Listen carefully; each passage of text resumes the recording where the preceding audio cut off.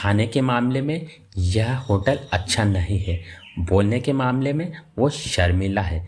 Acting के हिसाब से यह मूवी अच्छी नहीं थी। एडवांस स्ट्रक्चर के हिसाब से मेरा चैनल यूज़फुल है।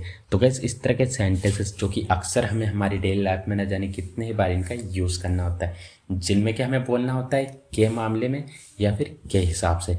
तो गैस इस तरह के सभी सेंटेंसेस को इंग्लिश में कैसे बोला जाता है आज की इस वीडियो में हम लोग सीखेंगे।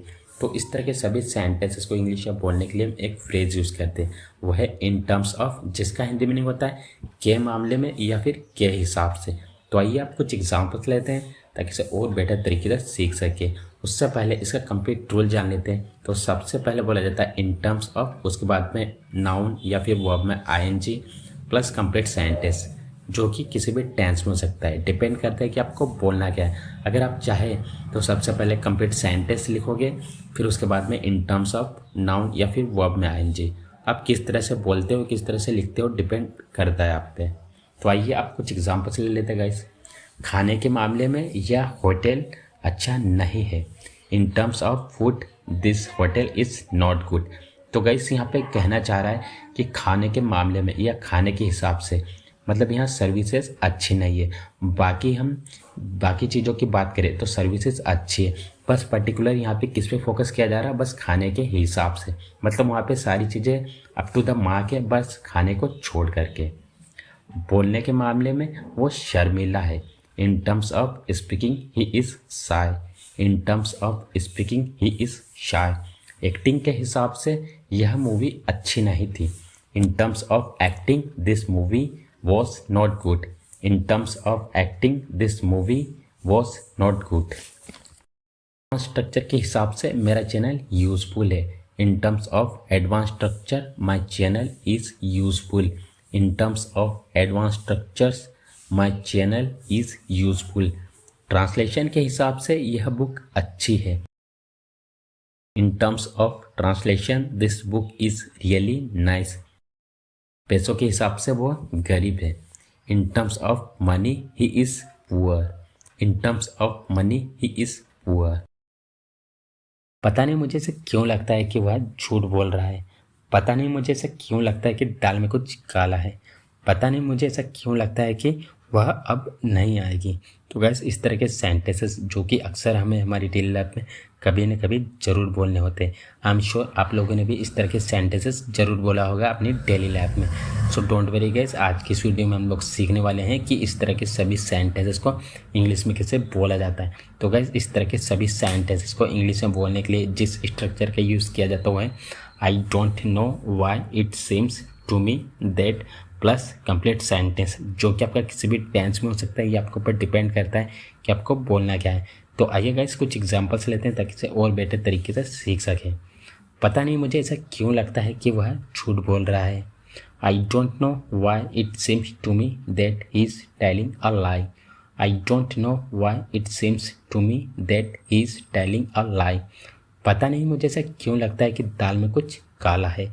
आई don't know why it seems to me that something is fishy.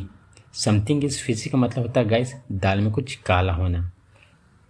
पता नहीं मुझे ऐसा क्यों लगता है कि वह अब नहीं आएगी।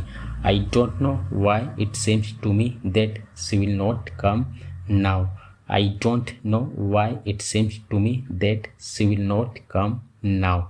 पता नहीं मुझे ऐसा क्यों लगता है कि वह नाटक कर रही है। I don't know why it seems to me that she is pretending.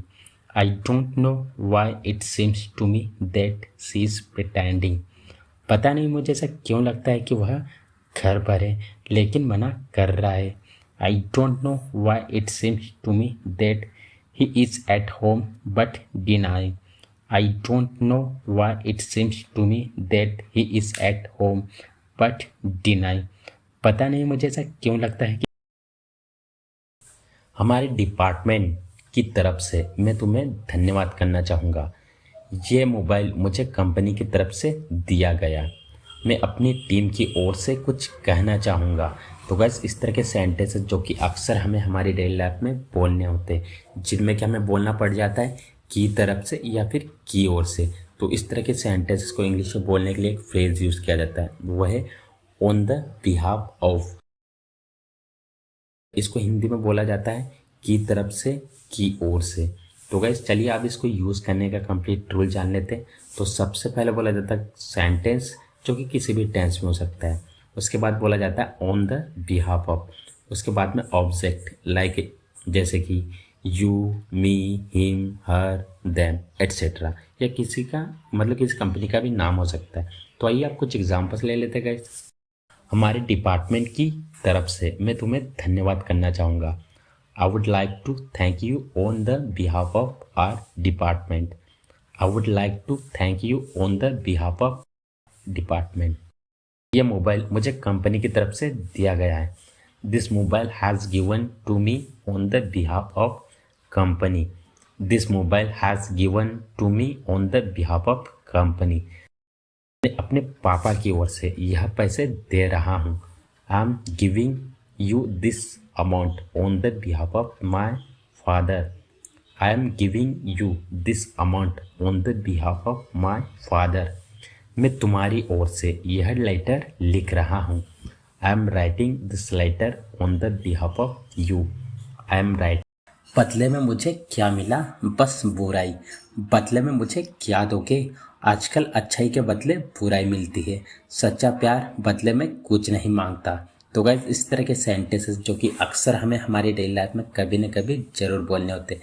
I am sure आप लोगों ने भी इस तरह के सेंटेंसेस जो कि अपनी डेली लाइफ में बहुत बार बोला होगा और सुना भी होगा। तो आज की इस वीडियो में हम लोग सीखने वाले हैं कि इस तरह के सभी सेंटेंसेस को इंग्लिश में कैसे बोला जाता है। तो गाइस इस तरह के सभी सेंटेंसेस को इंग्लिश में बोलने के लिए एक फ्रेज यूज़ किया जाता है, वो है इन रिटर्न, जिसका हिंदी मीनिंग होता है के बदले में या फिर बदले में। इन दोनों का एक ही मतलब होता है, एक ही सेंस होता है, बस कहने का फ़र्क होता है। तो ये गाइस इसको यूज़ करने का कंप्लीट रूल जान लेते हैं। तो सबसे पहले बोला जाता है कंप्लीट सेंटेंस, जो कि किसी भी टेंस में हो सकता है, डिपेंड करता है कि बोलना क्या आपको। उसके बाद में बोला जाता है इन रिटर्न। तो आइए आप कुछ एग्जांपल्स लेते हैं ताकि इसे और बेटर तरीके से सीख सके। बदले में मुझे क्या मिला, बस बुराई। What did I get in return? Just badness. What did I get in return? Just badness. बदले में मुझे क्या दोगे? What will you give me in return? What will you give me in return? आजकल अच्छाई के बदले बुराई मिलती है। Nowadays badness is given in return of goodness. Nowadays badness is given in return of goodness. सच्चा प्यार बदले में कुछ नहीं मांगता। True love doesn't demand anything in return. True love doesn't demand anything in return. मुझे प्यार के बदले में हमेशा धोखा मिला। I have always been cheated in return of love. I have always been cheated in return of love. तो guys आज की इस वीडियो में बस इतना ही। आई होप आज की वीडियो आप लोग को बहुत अच्छा लगा होगा गाइस। अगर आपको वीडियो अच्छा लगा तो वीडियो को लाइक करें। अगर आप पहली बार आए हो चैनल पे तो वीडियो को लाइक और चैनल को सब्सक्राइब करना ना भूलें। मिलते हैं एक ऐसे शानदार वीडियो में। Till then take care.